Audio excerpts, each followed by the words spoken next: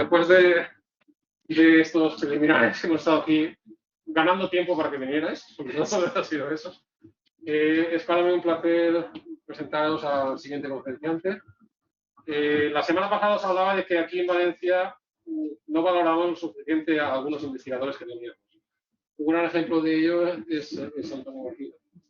Antonio es una persona que ha pasado por muchas etapas en la investigación de matemáticas y que cada vez ha cambiado a algo que le gustaba más, creo yo. El otro día hablaba justo con él y hablábamos de que los grandes avances en ciencias de la computación los han hecho matemáticos. Y yo me atrevería a decir que una de las piezas fundamentales para que el proyecto LIGO Virgo haya dado sus frutos ha sido el trabajo de Antonio García. Os dejo.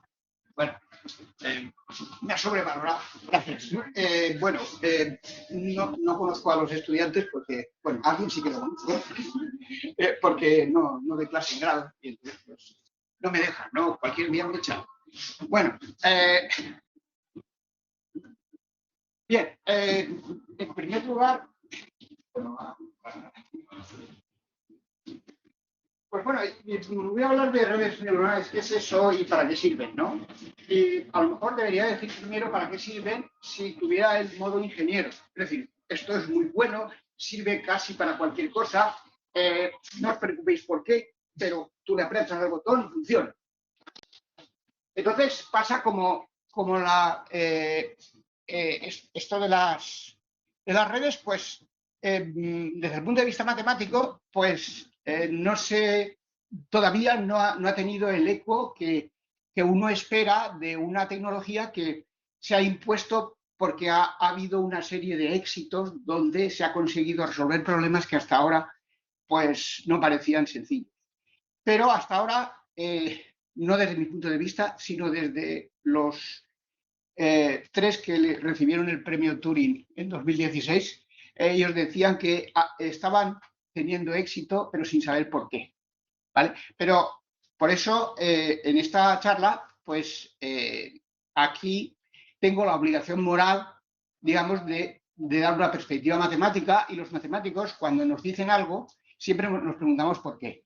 Y queremos tener una razón clara si puede ser rigurosa, ¿vale? Entonces, este punto, luego tengo ahí unas referencias, pues hay un artículo de 2015 donde, digamos, se consagra, digamos, el tema de las redes como algo maravilloso para la ciencia, ¿no?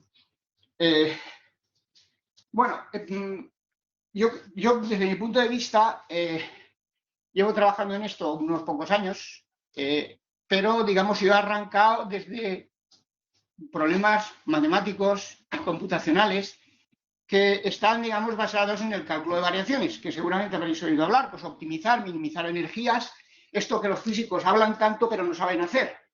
Entonces, hay algunos matemáticos que nos preocupa saber cómo se resuelven esos problemas, porque ¿de qué nos sirve una formulación muy bonita con buenas propiedades si no sabemos dar ninguna solución específica?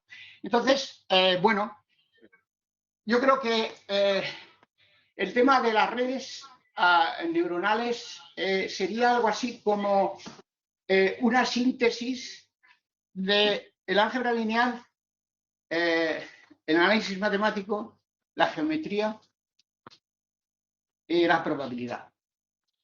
Entonces, aquí se conjugan todas esas disciplinas, es decir, que de alguna manera uno tiene que abandonar la vieja idea de que pregúntame cosas de probabilidad porque yo no sé otra cosa. O yo estoy trabajando en álgebra, pues, o cuerpos no arquimedianos y no me preguntéis por cuerpos, digamos, que tienen otras propiedades extrañas, ¿no? Es decir, aquí hay que olvidar, para trabajar en esto, la especialidad. Es decir, realmente esto ha evolucionado de tal manera que todas esas 4 ramas importantes de las matemáticas, pues, digamos, se han entrelazado y han conseguido que esto avance de manera significativa. Entonces, voy a iniciar rápidamente un poco cuáles son los los orígenes matemáticos de por qué esto funciona.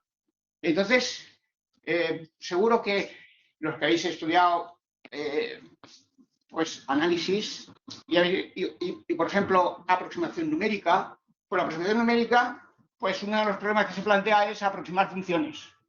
Cuanto más raras, mejor, ¿no? Entonces, la aproximación numérica, pues, tiene muchas vertientes y se ha desarrollado de manera impresionante.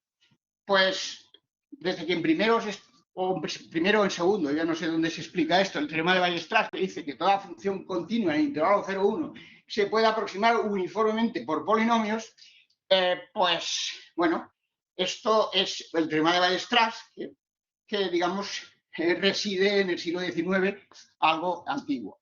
Esto evolucionó y otros matemáticos han intentado tener buenas, digamos, aproximaciones y, bueno, pues hubo un cambio importante al principio del siglo XX con las aportaciones de Chebyshev y Bernstein, donde pretendían saber cuándo un polinomio era la mejor aproximación de una función continua. Y entonces pues se dieron caracterizaciones y ahí hay todo un campo pues teórico que es interesante.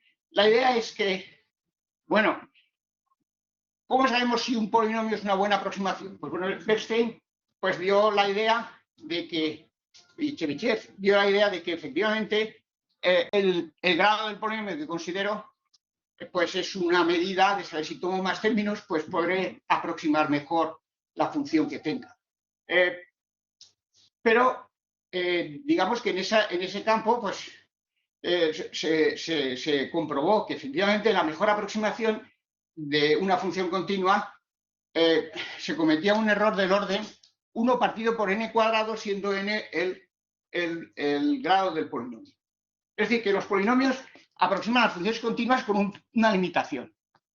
Entonces, en los años 60, a partir de trabajos que se hicieron en la escuela búlgara y rusa de aproximación, pues se intentó ver qué pasaba con las funciones racionales. Y entonces se hicieron unos trabajos que son muy poco populares, pero yo los hice populares en esta facultad dirigiendo un TFG hace 4 años. Y entonces la aproximación por funciones racionales parte de lo que llamamos la aproximante de Paré.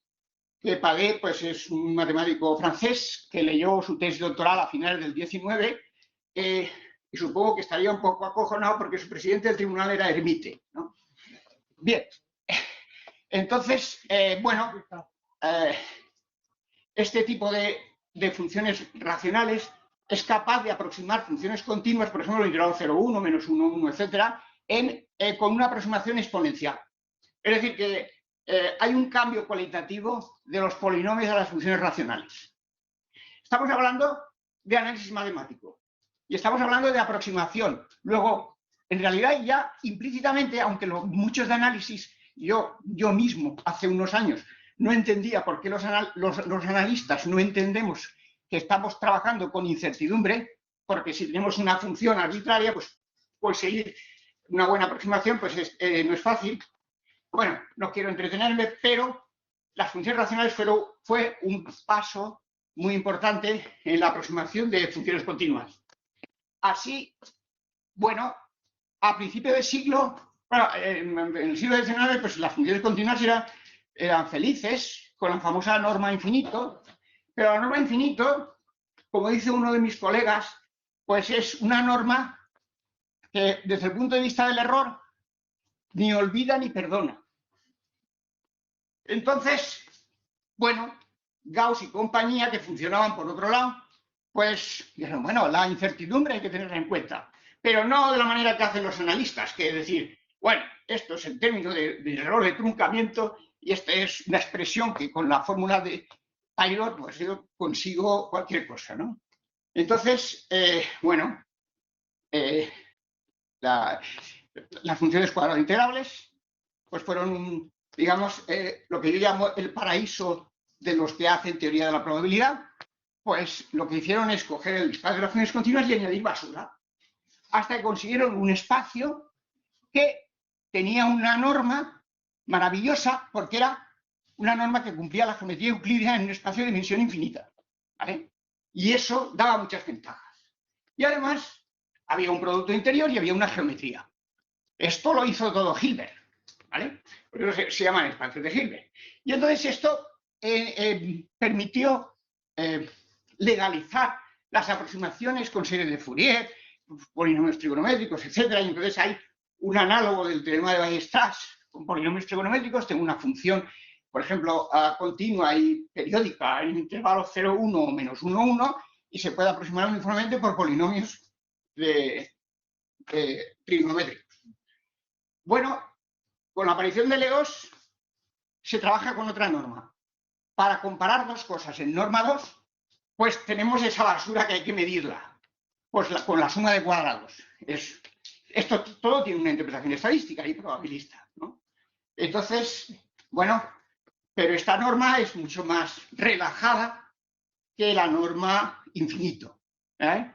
Esta norma, siguiendo esta metáfora un poco moral, sería la norma 2, pues esto, decíamos que la norma infinito ni olvida ni perdona,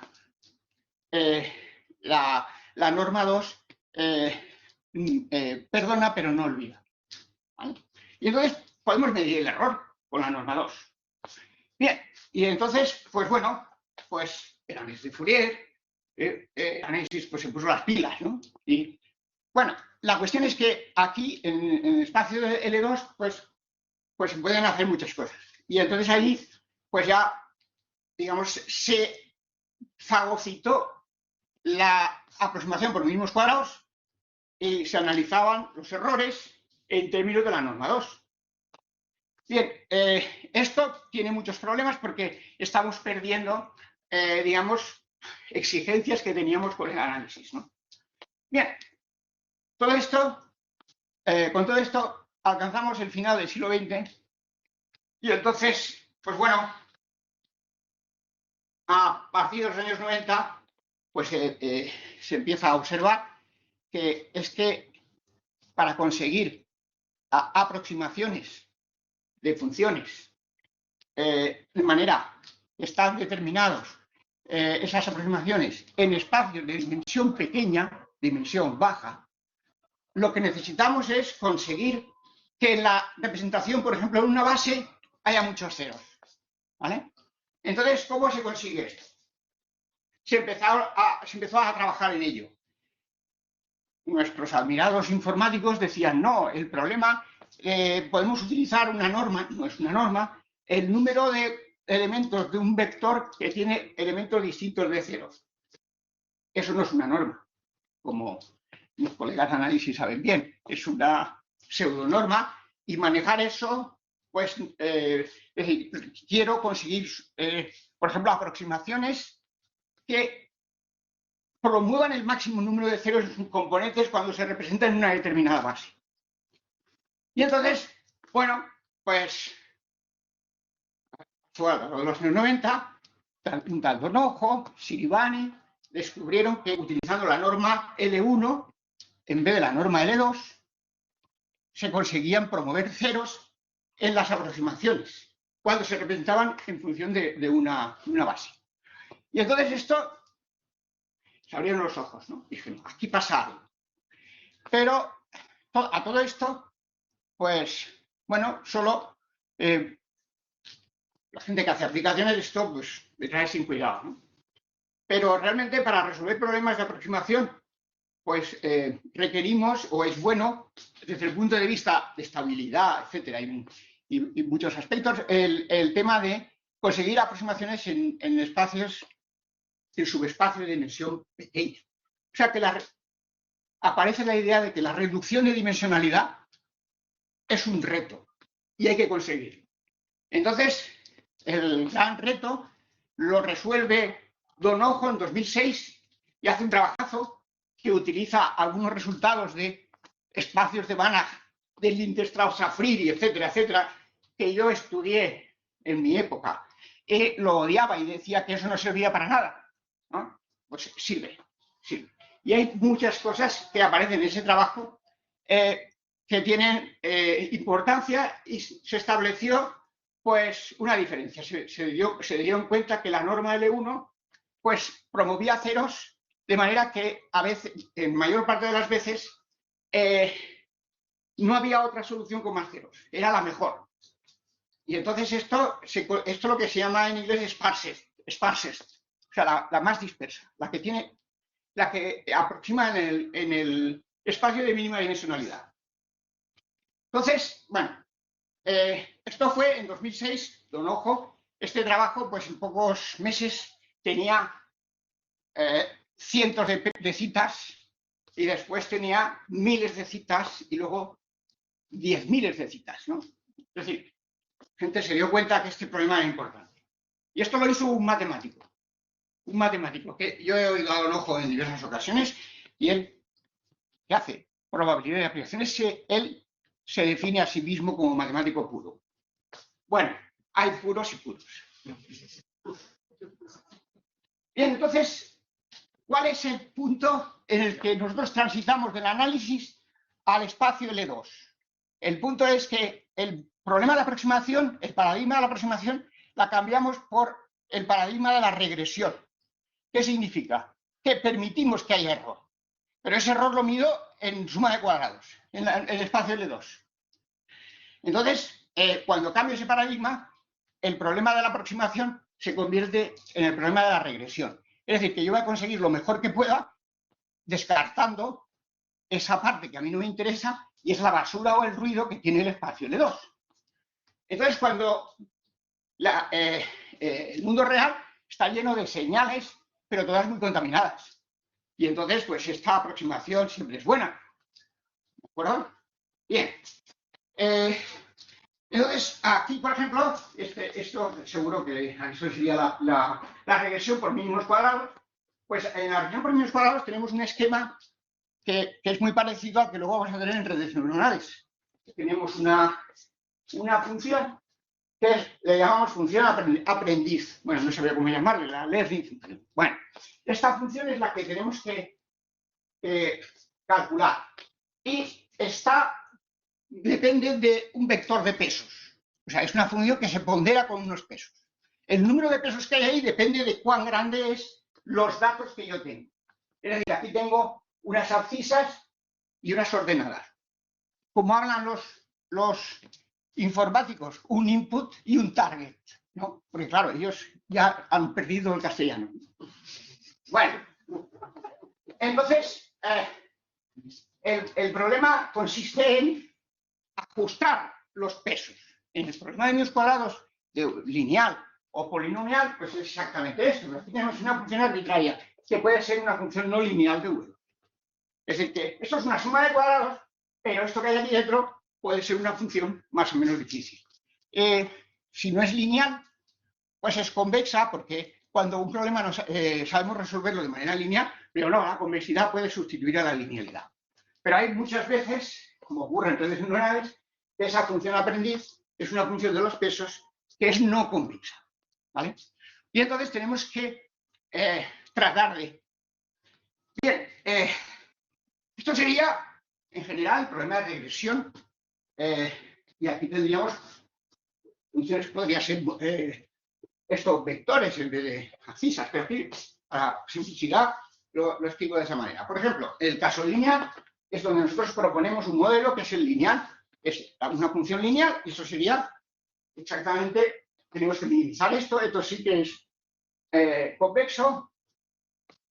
Y entonces, ¿cómo minimizo esto? Como esta función es derivable, porque esta es lineal respecto de W, cálculo de las parciales igual a 0, ¿vale? Y entonces tengo esta igualdad, y para resolver este sistema, y esto sea una matriz cuadrada, pues multiplico por la traspuesta y tengo lo que se llaman las ecuaciones normales. Y tiene solución, porque es una función, bueno, tiene solución, ¿vale? Teóricamente, siempre que todas vamos a ver, siempre que esta matriz, que es una matriz, en este caso es una de 2×2, es bastante simple, pero si tuviésemos funciones que dependen de más pesos, esa matriz sería digamos, de tamaño grande, ¿vale? El ajuste por mínimos cuadrados siempre se dice, lo leéis en los libros, tanto por el Goldman, Loan, etcétera, siempre tiene el problema de que cuando tenemos muchos pesos que ajustar, pues la matriz tiene valores propios muy pequeños o muchos valores propios muy parecidos. Luego esto significa que está cerca de ser singular, ¿vale? Entonces se trata de conseguir que estas ecuaciones se puedan resolver sin tener, obviando que tenemos toda esa problemática. Bien, entonces, por ejemplo, podría hacerlo para polinomios de grado n y hacer la regresión polinomial. También es un problema lineal porque los pesos son los coeficientes del polinomio y por tanto es una función lineal en los pesos. Y por tanto puedo calcular otra vez el problema, resolver el problema. Bien, esto sería la regresión polinomial.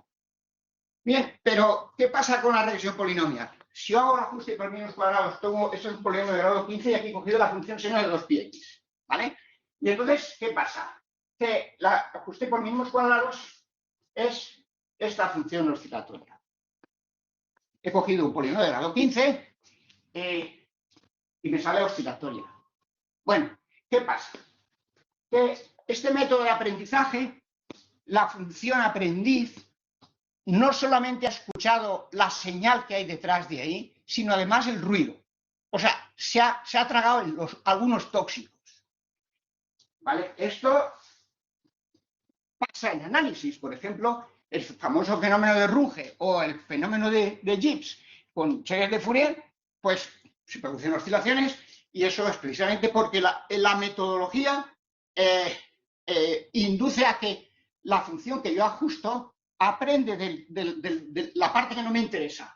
Yo necesito algo que descarte todo esto que es el ruido. Esto está generado de manera que yo he tomado el intervalo 0, 1, he tomado abscisas completamente con una distribución al azar y luego las ordenadas he tomado la función esta perturbada con una función de L2 de media 0 y varianza 1. Y entonces, claro, sale una nube de puntos. La aproximación por mínimos cuadrados trata de seguir, pero a nadie le gusta. Yo quiero tener algo que descarte todo esto, ¿vale? Y entonces, para descartar esto, bueno, para que os deis cuenta cómo son los coeficientes de ese polinomio, pues fijaros que hay unos cambios de signo brutales entre más 5, menos 5, más 6. Estos son los pesos. Es un auténtico desastre, ¿no? ¿Vale? O sea, esto está muy bien, el polyfit está en MATLAB y podemos comprobarlo de manera simple. Bien, entonces, ¿qué puedo hacer? Intentar que las ecuaciones normales se regularicen, palabra clave.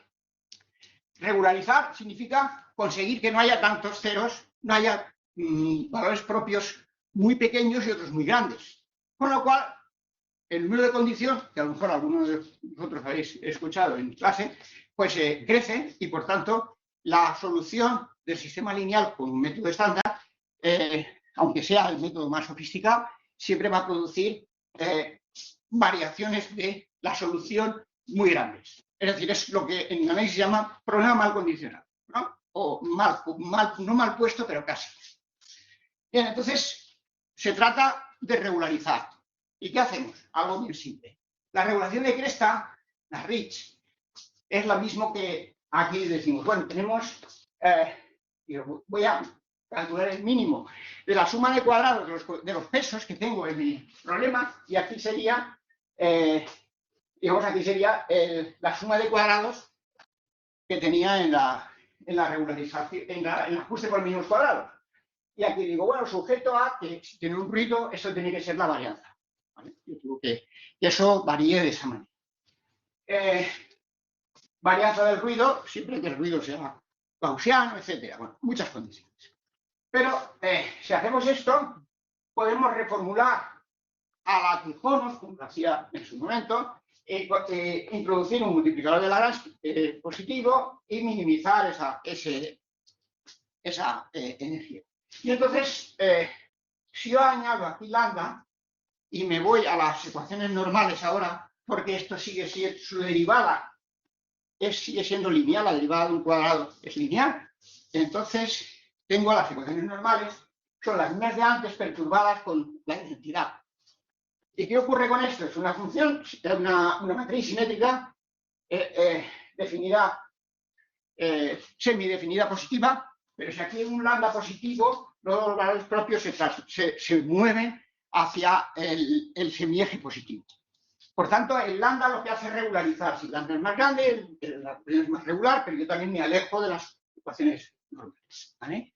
Con lo cual, esto me permite regularizar el problema y llegar a una solución que en el caso, por ejemplo, que tenía aquí, estos son los pesos que tenía la regresión polinomial, y aquí cuando hago la regularización con la norma de 2, la Rich. Y entonces, claro, es que los tamaños de los coeficientes ya son mucho más pequeños, ya no es la locura esta, ¿vale? Bien, estos son hechos que uno va observando. Y ahora si dibujo cuál es la aproximación, esto es el seno y esto es el verde es la regularización.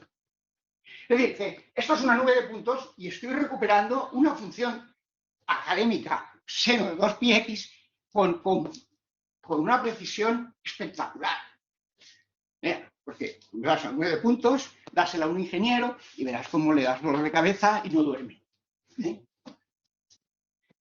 Bien, todavía se pueden hacer las cosas mejor. Hablaba de que si regularizamos en la norma 1, pues lo que estoy haciendo es conseguir que la solución que tengo del problema de mínimos cuadrados tenga el máximo número de ceros. O sea, la conseguimos en el subespacio vectorial de dimensión mínima. Es decir, pocos coeficientes. Si tengo pocos coeficientes, eso es manejable si luego tengo que hacer otras variables. Bien, estas son ideas básicas. Me he entretenido aquí, que hablo de Donojo. Efectivamente, Donojo demuestra que si yo tengo un sistema de ecuaciones indeterminados, lineales, y regularizo en la norma, esto se llama LASO, regularizo en norma 1, pues puedo conseguir en condiciones muy generales la reducción de dimensionalidad. Es decir, conseguir el mínimo número, o sea, la mínima dimensión donde aproximo la solución del problema de mínimos cuadrados. ¿Vale? Bien, no voy a entrar ahí, hay unos algoritmos muy bonitos, los que funcionan bien son de 2010. O sea, estoy hablando de cosas que ya están más cerca, ¿no? Bueno, ya habíais nacido los jóvenes, ¿no? Por lo cual ya no tenéis excusa. Bueno, entonces abandono esto y vamos a las redes neuronales a ver qué es lo que puedo hacer.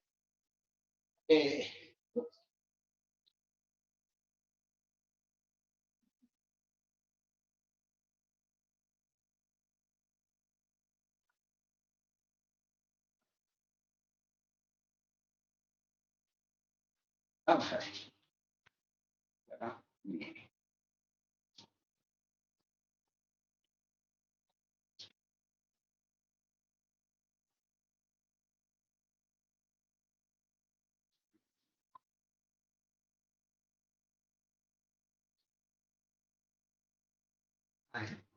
¿Qué pasa? Quiero hacer en pantalla completa. ¿Tienes el curso? Claro. Que el cursor no está motivado. A ver, control. Bueno. Dale clic izquierdo. A ver.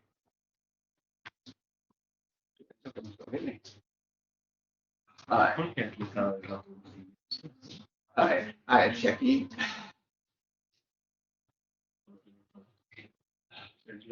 Yo quiero la pantalla completa. Pero con F5. ¿Dónde? F11. Ese es un Mac. Esto es un Mac. Pero no es una mierda. Ahora. Control Bien. Pero no puede poner pantalla completa. No sé realmente qué es lo que pasa. Pero aquí hay alguna. Control. Sí, control L estoy haciendo. Eso lo aprendí hace tiempo. Pero no le da la gana. Bueno. Bien. no se ve muy bien. O, bueno, ahora si no lo amplío, ¿eh? ¿Eh? Los 3 puntitos.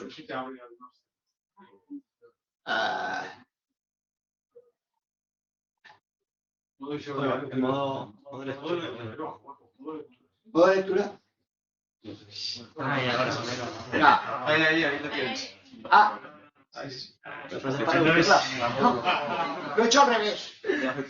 Otra vez. Los 3 puntitos. Ahí. Son solo Google. Aquí. Así está bien. ¿Y ahora? Prueba y enter. ¿Arriba? Ve.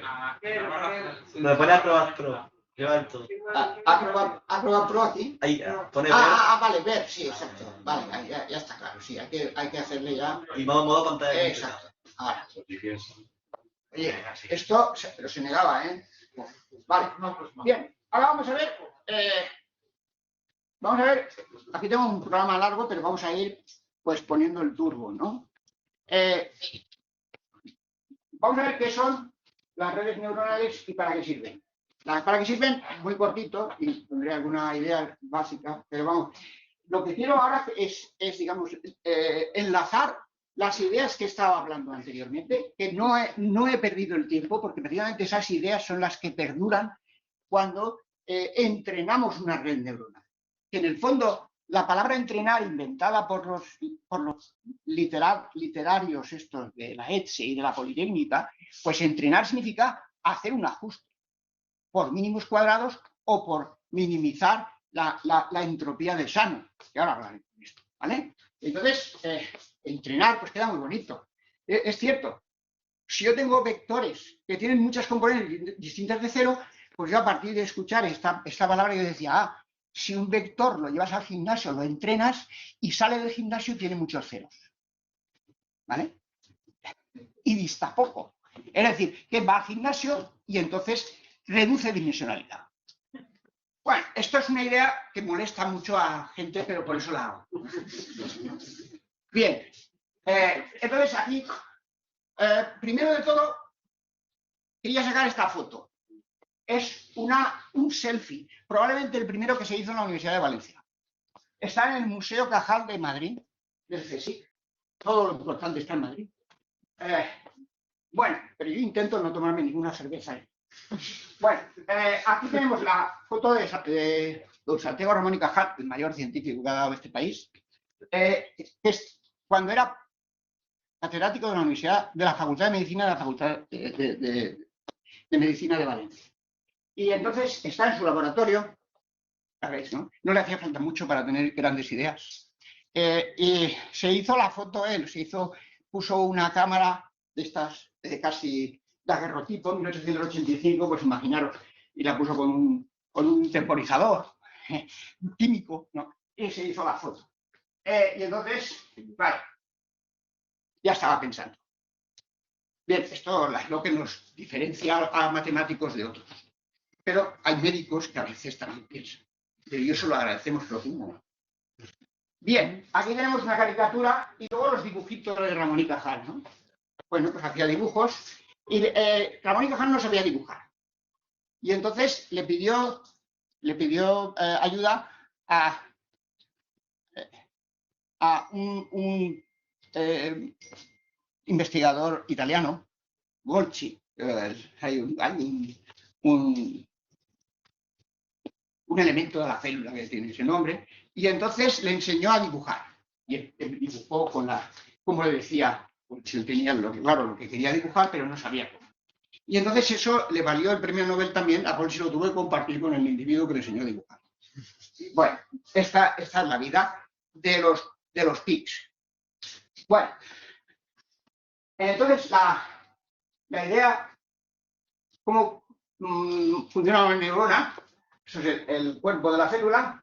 Aquí están unos filamentos, son las dendritas, donde entra el input, o sea, las señales que llegan a la neurona, y entonces la neurona procesa, y entonces, si le parece, envía, actuando con un potencial eléctrico, una señal al axón, que es una fibra solo que se comunica con otras neuronas, ¿vale? Esto es la idea de Cajal. Que, por cierto, él nunca vio eso, porque no tenía ningún microscopio, no había en el mundo ningún microscopio para poder saber que la neurona tenía esa estructura, pero la tenía, se descubrió después, por lo cual a veces la imaginación ayuda. Bien, entonces, ¿cómo funciona la dinámica de una neurona biológica? Recibe información de muchas otras neuronas, agrega esta información vía los cambios en el voltaje celular y hay un paso no lineal. Un paso no lineal que es que transmite una señal si el voltaje celular supera un cierto nivel o umbral. Dicha señal puede ser recibida desde muchas otras neuronas. Es decir, que si tengo una neurona individual, llega una señal y cuando esa señal la procesa la neurona y sobrepasa un umbral que tiene propiamente la neurona, entonces genera un potencial eléctrico y se crea la sinapsis. Manda una señal. O no ha llegado a ese umbral y entonces la neurona está calladita. ¿Vale? No transmite nada por el axón y el axón se relaja y descansa. Bueno, en los años 50, pues este señor, Frank Rosenblatt, pues hizo un modelo digamos, de una neurona con las ventritas, el input y el output. Y esto es, digamos, el modelo más simple que se ha hecho en los años 50. Claro, si pasaron años. Si le costó a la gente comprender esto. Imaginaros las redes neuronales cuando se entiendan. Pues, no sé, yo creo que la próxima reencarnación o la otra, igual lo veo. Bueno, entonces, en este modelo de perceptrón de Rosenblatt, dice, recibe input desde múltiples neuronas. Paso lineal. Agrega estos inputs vía una simple operación aritmética. Suma ponderada. ¿Sabéis lo que es una suma ponderada? Suma que tiene unos pesos y es una función pues, lineal. Paso no lineal. Genera un output si dicha suma ponderada supera un cierto umbral, que a su vez puede ser enviada a otras muchas neuronas de la red. ¿Vale? Es decir, que está reproduciendo lo que hace una neurona biológica, ¿no? O sea, de alguna manera. Pero aquí no tenemos potencial eléctrico, sino simplemente pues, tenemos estas desigualdades que tenemos que comprobar y ya está. Y entonces, bueno, pues aquí yo siempre tengo el ejemplo este que repito, que es cómo un perceptrón puede detectar si yo estoy haciendo una paella o estoy haciendo otra cosa. Entonces, aquí he puesto 3 centritas, arroz, garrofón y ferradura. Esto va muy bien porque en Madrid no saben lo que es el garrofón, ni falta que hace. Pero y ferradura también les cuesta, aunque piensan que tiene algo que ver con el hierro. Bueno, entonces arroz tiene el mayor peso, peso 3, este garrofón tiene 2 y la ferradura 2. Y aquí hay un número que es, digamos, el umbral que hay que superar para que, digamos, el perceptrón diga si es paella o no. Entonces, por ejemplo, imaginemos que tengo que entra input por el arroz y por el garrofón. Entonces, 3 por 1, 3, 2 por 1, 2, pero no hay ferradura. Y entonces, la suma es 5, 5 es mayor que el umbral, y digo, esto es paella. Da 1. La respuesta es binaria, 0 o 1. ¿Vale? Si, por ejemplo, tengo este caso en el que yo tendría, no hay arroz, entonces esto será una paella madrileña. Pero lo dice, ¿no? Si lo dice, pues oye, las mentiras hay que creerlas.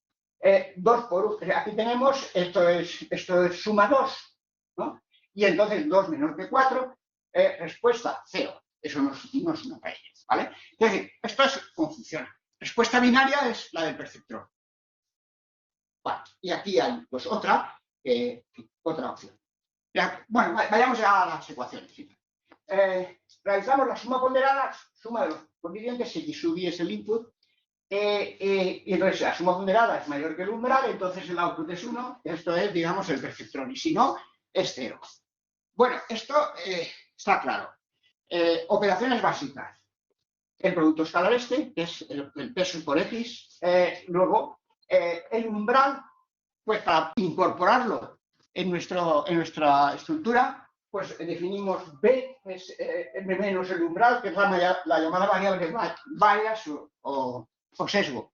Entonces, el output Z es W por X más B. Y así podemos escribir el perceptrón con una notación concisa. Si esto es mayor que 0, entonces la output es 1, etc. Si esto es, vamos, esto a los ingenieros les cuesta, ¿eh?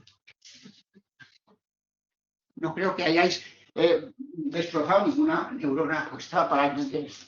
Bien, aquí tenemos pues un modelito de red con varios, aquí tenemos la capa input, la capa output, y aquí tenemos pues capas intermedias. Es decir, que una red neuronal consiste en un input, un output y luego unas capas intermedias que lo que hacen es pues analizar el input que tengo para que el output sea lo mejor posible. Es decir, que en el ajuste por mínimos cuadrados tenemos un input, que es todo ese... y entonces lo que hacemos es un output es el polinomio, los coeficientes del polinomio, pues ese es el output. Pero si yo quiero convertir un problema de regresión y traducirlo a ponerle más capas, pongo capas internas y aquí tengo que poner las conexiones. Es decir, ¿de qué me sirven estas conexiones? Me sirve de que, por ejemplo, lo que tengo aquí es la suma ponderada de todo lo que hay aquí. Es decir, cada uno, cuánto influye la capa anterior. Esto sería una red de esa. Vamos a ponerlo en plan menos académico, a ver si aquí. Bueno, entonces tengo input y output. Entonces, esto pasa a través de una serie de capas y entonces si voy en esa dirección de input a output, que consiste en hacer sumas ponderadas con cada capa y pasar a la siguiente, a partir de aquí tendría este resultado. Y esto es lo que se llama propagación progresiva, forward propagation. Y si, como veremos después, puedo ir del output al input en dirección contraria, a esto se llama backpropagation. Y los ingenieros, cuando se nombra esa palabra, hacen la hora. ¿Vale? Como en el campo del Levante, cuando sale en 1909, todo el mundo hace la hora, ¿no? Pues esto es lo que les pasa. El backpropagation no es ni más ni menos que la regla de la cadena. Pero ellos la han llamado con otro nombre y la primera vez que se aplicó el backpropagation, el ingeniero de turno, que tiene muchas citas, no tenía claro que la derivada de la suma era la suma de las derivadas. Pero bueno, nosotros intentamos remediarlo. Los físicos nos echaron, pero allá ellos. Yo he comprobado que el cálculo lo han olvidado, y el álgebra lineal también, ¿eh? Bueno, ya me he desahogado. Red densa, ¿vale? Mi ejemplo está como una red densa. Y entonces, tengo que poner el paso no lineal, que es la función de activación. La función de activación es lo que nos da el paso no lineal que me dice cómo transito de una capa a la siguiente, sabiendo que unas neuronas van a influir y otras no, se activan y otras no se activan. Y entonces esto se realiza mediante lo que vamos a llamar función de activación. Una función de activación, pues es una función real, no lineal, que toma valores en 0, 1, menos 1, 1, y tiene como un único argumento el z, el output de una capa, ¿no? Y entonces lo escribiríamos así. Las funciones de activación generalmente, ahora voy a describir las que se utilizan, por ejemplo, la función salto. Toma valor 0 para valores menores que 0, la función, y para valores positivos 1. Entonces, esta función de activación sería la del perceptrón, que da una respuesta binaria. ¿Vale? Cuando quiero una respuesta, digamos, con escala de grises, sería esta. Por ejemplo, un sigmoide. Te habéis oído nombrar en alguna asignatura. Sistemas dinámicos. Pues aquí toma 0,1, pero la transición es suave. ¿Vale? O sea, es como una regularización de la función step, ¿no? Bien, eso es una. Otra, cuando tenemos la tangente hiperbólica, me permite hacerlo entre menos 1 y 1. Es que los valores de las neuronas o de los datos están entre menos 1 y 1 por puros intereses. Y luego otra función muy popular que es la ReLU, y luego hay otras muchas. Pero bueno, como veis, todas las funciones de activación son monótonas. Pero esto es una creencia. Dice, la ciencia no le importa lo que uno crea. ¿Vale? Una creencia que tienen hasta los premios Turing. No hace falta que la función sigma sea monótona. Sin ser monótona, funciona. Y además hay teoremas que demuestran que puede aproximar funciones de manera muy eficiente, con funciones de activación no monótonas. La cuestión es que vaya de 0 a 1, pero puede ir pues haciendo caracolillos, ¿no? Bien, entonces, elementos fundamentales de la red neuronal, o de una red neuronal. Pues bueno, están las neuronas. Cada neurona tiene una función de activación. Bueno, la función de activación puede ser la sigmoide, la tangente hiperbólica o el ReLU. Pueden ser otras muchas, ¿vale? Hay, yo qué sé, cientos de ReLUs que cambian no sé qué, lo hacen constante en un punto, en fin. Cosas que hacen los ingenieros para ver que funciona por el método que se llama prueba-error, ¿vale? Esto es un método que nosotros solo hablamos para hablar mal, pero no lo usamos nunca. Funciones de coste o pérdida. Es decir, yo tengo que ajustar los pesos. Tengo que resolver un problema de optimización. Y entonces puedo utilizar el coste cuadrático, la suma de cuadrados que teníamos en la regresión, en los mismos cuadrados, o puedo utilizar lo que se llama la entropía cruzada, cross entropy de Shannon, que tiene esta expresión. Bueno, tienen propósitos diferentes. La primera sirve para reconstruir señales, para reconstruir funciones. Es decir, que por ejemplo, una red neuronal puede aproximar funciones continuas, por supuesto, y puede hacerlo y solo necesita utilizar el coste cuadrático, ¿vale? La entropía cruzada sirve para que la red neuronal clasifique. ¿Por qué? Porque la entropía de Shannon, esta la definió, la publicó el día que yo nací, el paper, ¿vale? Sí, es el 15 de julio, no digo el año. Y entonces Shannon era discípulo de von Neumann, que todo el mundo habla más de él, pero era el más listo del partido de recreo. Bueno, entonces Shannon descubrió esta entropía y decía, ¿y qué representa eso respecto de la señal? Y dice, pues eso representa, dice, ¿qué cantidad de incertidumbre tiene la señal? Si yo minimizo esa energía, lo que estoy haciendo es reducir la incertidumbre. Estoy atrapando lo que hay de esencia ahí, ¿no? Esto es la teoría de la información. Hay mucha filosofía también, ¿eh? No hay por qué creer tampoco en todo eso. Si funciona como Woody Allen, ¿no? Bien. Luego tenemos yo tengo que minimizar. Estas funciones son derivables. La entropía de Shannon son logaritmos y son tonterías para derivar una función logaritmo, pues no hace falta hacer matemáticas, ¿no? Aunque algunos físicos se equivocan. Pero bien, entonces estas funciones son derivables. Si tengo una red neuronal que tiene muchas capas y tiene la dimensión del input y de las capas intermedias es grande, por supuesto voy a tener un problema de ajuste grande. El descenso del gradiente, pongo estocástico, porque si tengo que ajustar muchos pesos, y cuando digo muchos, digo pues del orden de la cantidad de datos que estoy intentando ajustar, pues digamos el método del gradiente, que es un método para minimizar una función en general, pues es muy costoso y no funciona en la práctica. Por lo tanto, para hacer las cosas civilizadas, necesitamos introducir una componente probabilista, una componente digamos que introduzca la probabilidad, porque eso ayuda a que el método sea más regular. Es decir, aquí es un ejemplo de los muchos que hay hoy en día de cómo introduciendo una componente aleatoria consigo que un proceso que necesito que converja sea más regular, más estable y converja, ¿vale? Y segundo, se introduce esa componente aleatoria para que el método gradiente se aplique sobre trozos muy pequeños de mi problema.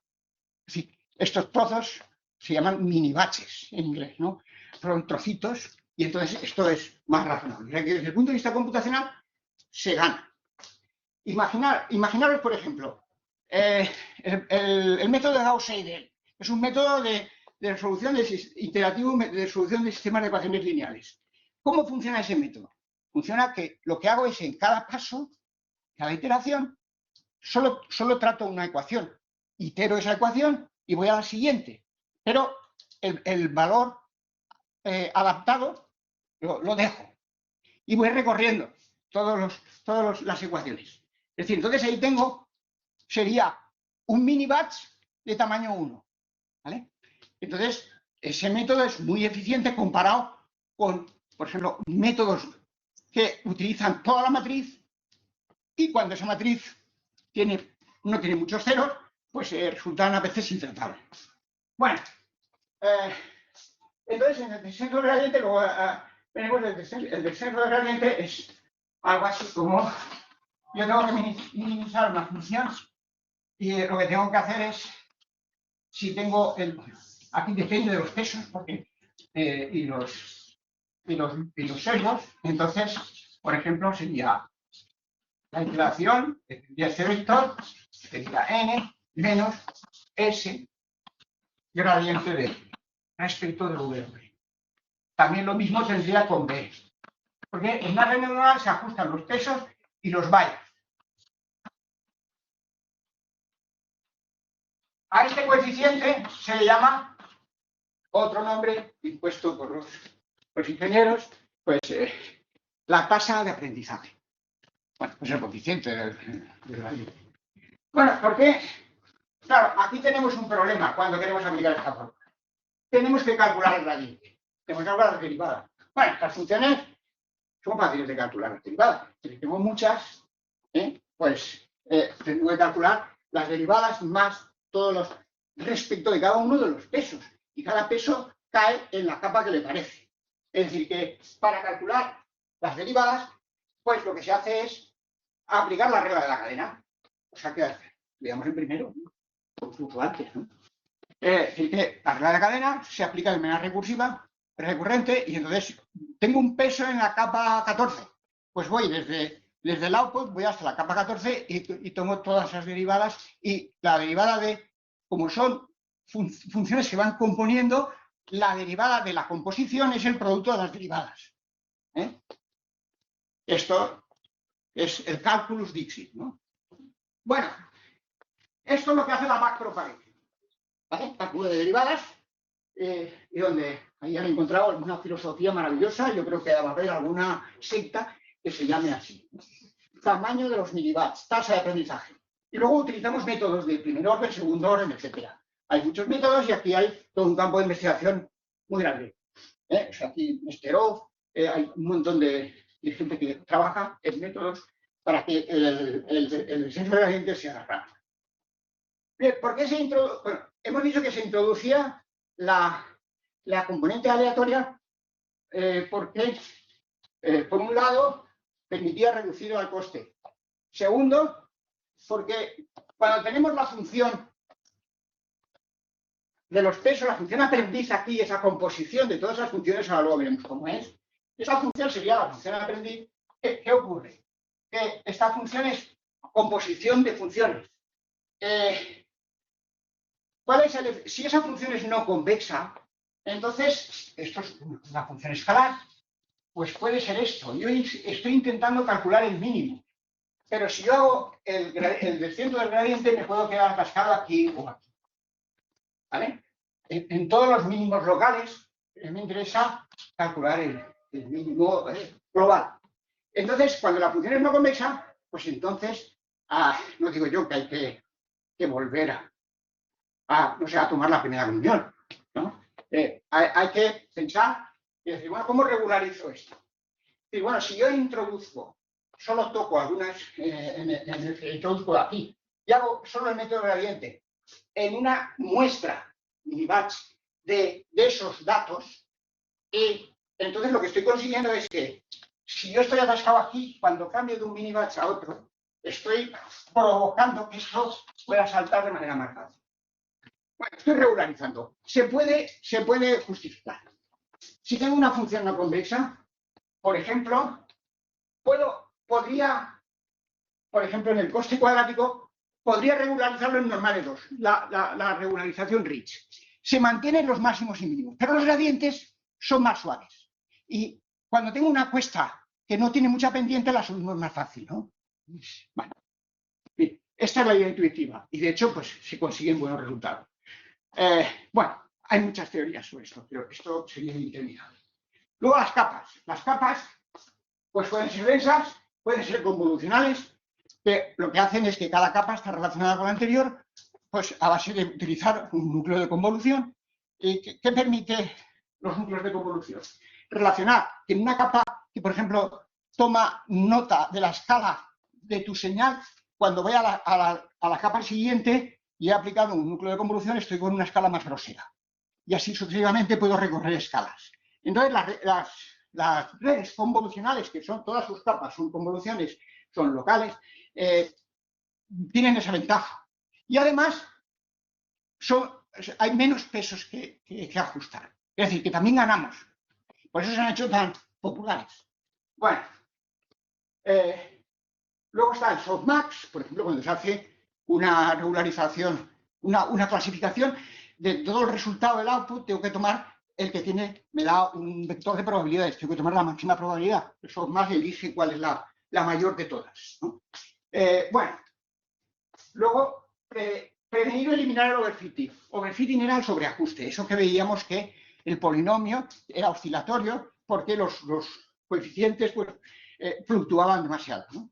Entonces, pues hay una técnica que es el dropout, pero que se entiende como una manera de, en cada capa, excluir neuronas. Y entonces, excluir neuronas con una cierta probabilidad, por ejemplo, Bernoulli o Gauss. Y entonces lo que ocurre es que lo que estoy haciendo en cada capa es regularizar en norma L2 también. Se puede demostrar.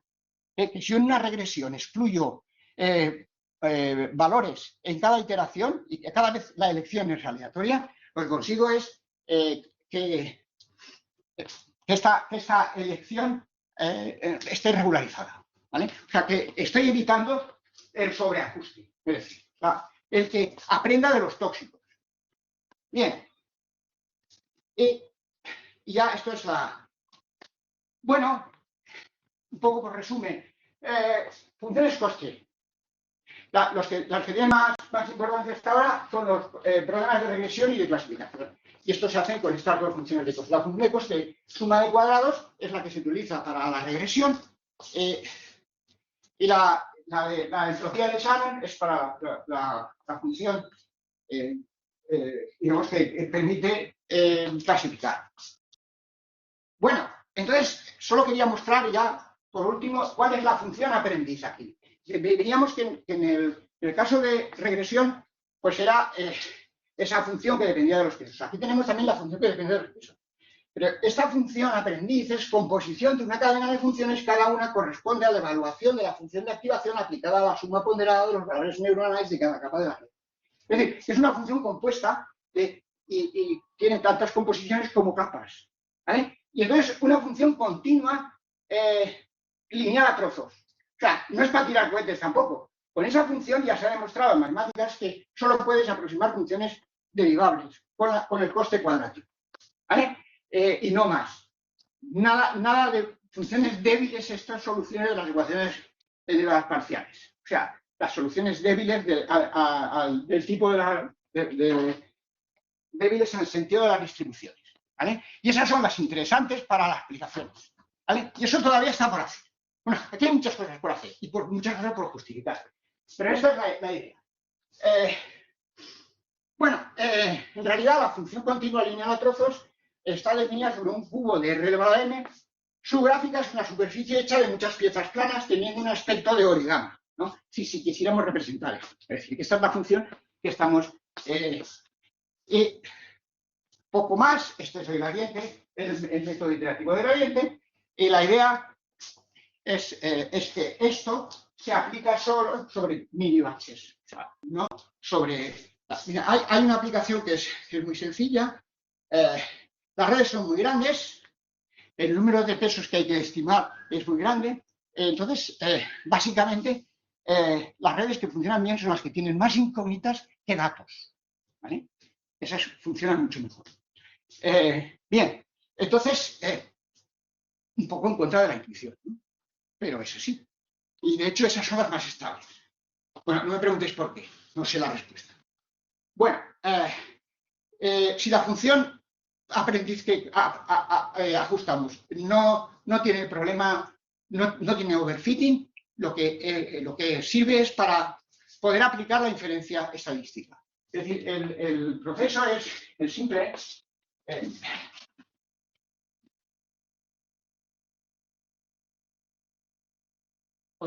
Sí. Yo aquí tengo el dataset. Lo divido en dos partes. La más grande, la del entrenamiento. Y aquí está el test de validación. Unas cuantas del test de validación. Y entonces, la red la entreno aquí. Es decir, aplico el gradiente, el método del gradiente estocástico aquí. ¿Cómo lo aplico? Tomo estos datos y defino el tamaño del minibatch. Y tengo esto dividido en minibatches de tamaño pequeño. Y entonces, lo que hago es, aquí hay dos iteraciones. Una externa, que es el número de veces que recorro todos los minibatches. Y segundo, cada minibatch hago iteraciones del censo del gradiente. Y entonces, esto es lo que sería la ronda de entrenamiento. Y esto sería la iteración global. Cada iteración se llama epoch. Bueno, época, ¿no? Una epoch tiene que recorrer todos los minibatches. Para cada epoch, los minibatches se ordenan de manera aleatoria. O sea que cada epoch tiene los minibatches ordenados de manera diferente. Y entonces se recorren todos. Y bueno, ahí hay muchos parámetros. El tamaño del minibatch, el learning rate, cuántas epoch voy a hacer, cuántas iteraciones hago, etcétera. Hay un montón de hiperparámetros. Estos son los hiperparámetros porque no dependen de los datos. Corresponden a la estructura. Sí, ¿qué dimensión tienen las capas internas, etcétera, etcétera? Es decir, esto tiene... Bueno, yo tenía preparado aquí una libreta. Yo siempre he trabajado con libretas. Es que empecé a estudiar matemáticas con las libretas que ponía el cuaderno, hacia arriba, ¿no? Y yo me preguntaba el otro día por qué el cuaderno lo escriben así. Sería difícil, ¿no? O sea, escribían así y ahí lo escriben como una función creciente. Eso para que uno sea positivo cuando habla del cuaderno. Bueno, ahora los cuadernos que se estilan son cuadernos Júpiter. Pero todavía la palabra Júpiter habría que escribirla digamos así, monótona creciente, ¿no? Y entonces, pues bueno, hay una red que es, digamos, la primera que tuvo gran éxito, es la clasificación de caracteres escritos, manuscritos por el Servicio de Correos de Estados Unidos, y entonces, pues, hay una base de datos, son 70.000 caracteres, y de esos 70.000 se consideran 60.000 para el entrenamiento y 10.000 para validar, ¿vale? Y entonces se aplica una red densa, por ejemplo, y entonces, bueno, aquí, y este proceso, esta red es bastante estable y clasifica los dígitos. Entonces, aquí tengo una libreta, pero bueno, el que esté interesado, pues no, yo ahora sí he hecho esta charla es para conseguir candidatos a TFGs, tengo a punta de pala temas. Entonces, para que la gente se anime, bueno, exacto, aquí lo que decía, el paper número 4, este es el que tiene pues, más de 15.000 citas desde 2015, ¿no? Claro, esto no quiere decir nada, ¿eh? O sea, hay artículos que tienen 10 citas y son mejores. Bueno, aplicaciones inmediatas. Clasificación de dígitos manuscritos, esta es la que tengo escrita en la libreta por varios métodos. Detección y clasificación de objetos en una imagen. Análisis de imágenes. Detección de anomalías. Uso fraudulento de tarjetas de crédito, etc. Todo lo que interesa alrededor del dinero. Bien. Bueno, reconstrucción de señales. Estamos intentando hackear el teléfono de Elon Musk, ¿no? Bien, la reconstrucción de señal. Aplicaciones biomédicas, detección y diagnóstico de enfermedades, tumores, etc. Eso serían las aplicaciones inmediatas. Y luego hay aplicaciones sofisticadas, que serían algoritmos de conducción autónoma de vehículos, que no tienen tanto éxito, pero que son más sofisticados. Algoritmos de aprendizaje reforzado. Esto de una charla en noviembre de 2019 sobre esto. Algoritmos que aprenden jugando al ajedrez, algo, el AlphaZero es un famoso. Control de procesos industriales. Luego, algoritmos aplicados al procesamiento del lenguaje natural. También muy interesante. Algoritmos para el reconocimiento facial, videovigilancia. Redes neuronales antagónicas. Ese tema ya está cogido. Tengo un estudiante que trabaja en esto. ¿Qué consiste en las redes neuronales antagónicas? Consiste en, y ahora voy a poner la foto final, que es, esto ocurrió el 9 de febrero de 2022, en la preguerra, en Moscú, detuvieron a gente que estaba protestando contra la videovigilancia, los algoritmos que detectan. Y fijaros que la mujer esta que detienen tiene dibujado en su cara una serie de trazos que lo que hacen es los algoritmos de reconocimiento facial. Hay muchos, bueno, aunque en Rusia hay todos 2 o 3 porque es una dictadura, en Estados Unidos hay por lo menos casi 100, ¿no? Entonces, buscan simetrías, buscan la biometría, busca la distancia entre los iris, etc. Entonces, cuando uno hace un sampling y consigue que un determinado dibujo maree al algoritmo, consigues que no te identifique, no puede identificar con la cara original. Y entonces hay toda una historia que nació hace 4 años, que es técnicas de antagónicas. Por ejemplo, una cosa que hacen las redes antagónicas es, yo tengo la imagen cuando tenía 18 años, y entonces pueden pensar, dice, cuando tengas 60 tendrás esta otra cara, ¿vale? Es decir, que es eso, pues, les gusta esto del TikTok y toda esta basura. Son tonterías, ¿no? Pero bueno, la cuestión es que uno se acoge un poco aquí para no reírse tanto, ¿no? ¿Qué vas a hacer? Pero aquí, sobre todo, hay mucha ignorancia. Y por tanto, nosotros tenemos un reto del siglo XXI, vamos, para machacar, o sea, solo sales aquí a la afuera y ya esto lo ignoran. O sea, es decir, que animo a que os hagáis y trabajéis en esto, que son matemáticas, donde hay álgebra lineal, análisis matemático, geometría y probabilidad. Bueno, eso es todo.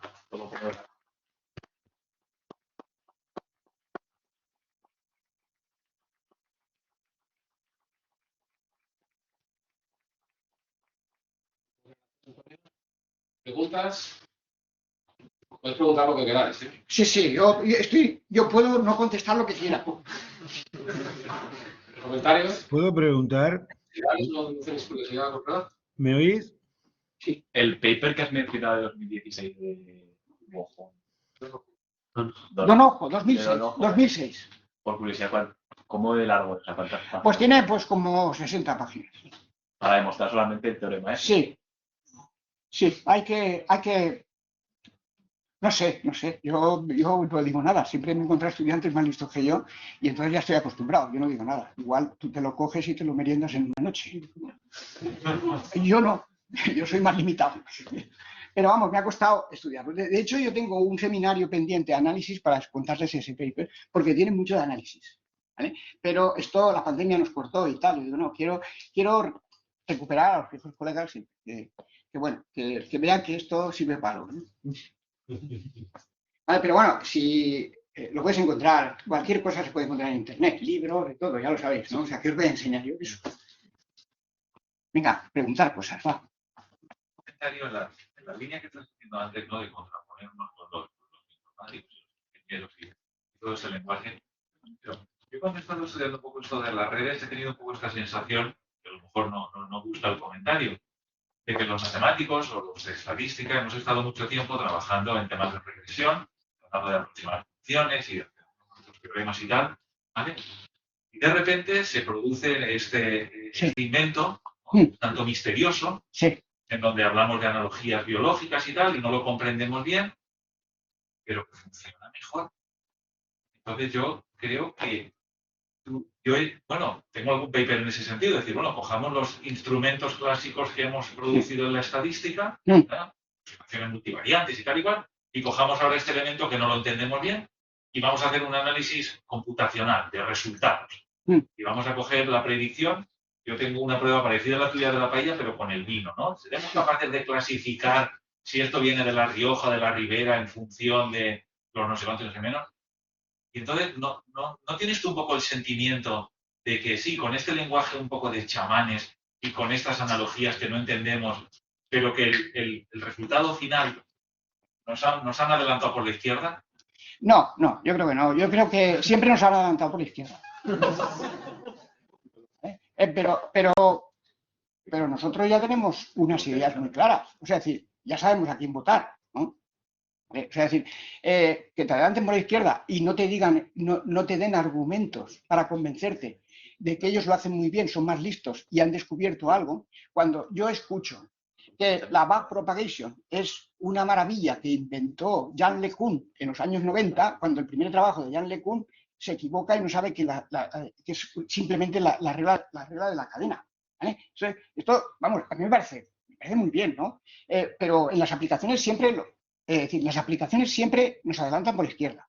Pero luego, cuando uno quiere competir, por ejemplo, en empresa, por ejemplo, cuando digo control de procesos industriales, he trabajado con una empresa que hace mecatrónica y hace cosas, y tiene software, y entonces, para ser competitivo, y una empresa pequeña, ganarle a Siemens, a grandes compañías, lo que tienes que ser mejor. Y entonces, los ingenieros no bastan, ¿vale? Esto es la realidad. De hecho, en una de las empresas, la primera que tuve relación, me decía el CEO, el dueño, dice, yo estoy aquí para ganar dinero. Pero claro, nos cuesta competir porque yo soy ingeniero de la Politécnica. Dice, yo voy a la Politécnica, doy un golpe encima de la mesa y me salen 40 ingenieros que quieren trabajar conmigo. Pero yo ya sé lo que hace un ingeniero.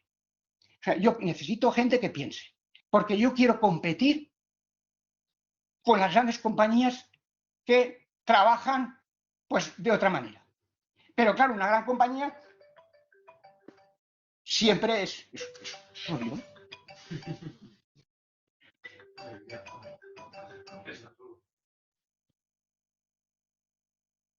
Bueno, pues la idea es que hace falta competir. Entonces, ¿cómo trabaja esta empresa cuando no puede competir con una grande? Trabaja con lo que dicen ellos la tabla del 2. Trabajo el doble de rápido y a mitad de precio, ¿vale? Pero así no puede ser. Lo que hay que hacer es ser mejor. Y para ser mejor tampoco hay que esforzarse demasiado, ¿vale? Aquí hay talento. Yo ahora mismo hice unas cartas de recomendación, un chico que acabó el año pasado, a un máster de finanzas. Este señor no ha hecho matemáticas aquí como cualquier... No tiene ni idea de finanzas. Y lo han admitido en Harvard, en USC, y no tiene tampoco un gran expediente. Y entonces el único mérito dice, oye, guárdate esa carta que me has hecho porque va muy bien. Y resulta que me han ofrecido 2 años de máster y 3 años de trabajo, 5 años en Estados Unidos, y dice, ¿ahora cómo se lo digo a mi padre? ¿Vale? O sea, y esto es un individuo que acabó el año pasado. No veo yo que tengo casos más espectaculares, pero vamos, que es así, ¿no? Es decir, no hace falta, o sea, aquí hay tela marinera de trabajo y yo digo, no sé, bueno, pues la gente puede interesarle ganar dinero, pero aquí puedes ser competitivo. Y cuando una empresa no te paga lo que le pides, te cambias a otra, ¿vale? Y así es la única manera de que te suban el sueldo, ¿vale? Ya está. Y se apuntan a LinkedIn, yo los sigo en LinkedIn y sé que van progresando. ¿Vale? O sea, que esta es la idea. Y talento hay. La topología sirve para algo. La geometría diferencial clásica también. Te ordena las neuronas cuando te dicen, hay que hacer este problema. Yo lo puedo hacer. No voy a ir como un físico y dice, me he olvidado de la algebra lineal que la estudié en primero y me la explicaron como en el siglo XIII. Vale. Pues bueno, es tu problema. Vosotros habéis querido aprender vuestras matemáticas, pues es vuestro problema. La álgebra lineal, el cálculo, todo ha progresado. Y si tú no te pones al día, un físico difícilmente se va a poner al día porque está seducido por sus creencias. ¿Tenéis alguna última pregunta? No, pues quedaos con este mensaje tan positivo y tan real de lo que es el mundo real, lo que podemos aportar los matemáticos y las matemáticas a este mundo real. Y agradecerte luego, Antonio, y es un placer escucharte y que sigas en tu cutting edge. Pues bueno. Bueno, y si algún día un seminario puedo hacer, abrir mis libretas y ver cómo funcionan estos programas, porque esto, vamos, los ingenieros copian y pegan. Yo miro a ver lo que dice el programa y a ver cómo funciona mejor. Así que puedo mostrar cómo se hace eso y cómo se llega. Eso no hay ningún problema. Esto es, a ver. Estoy aquí, tengo que hacer, me aburro.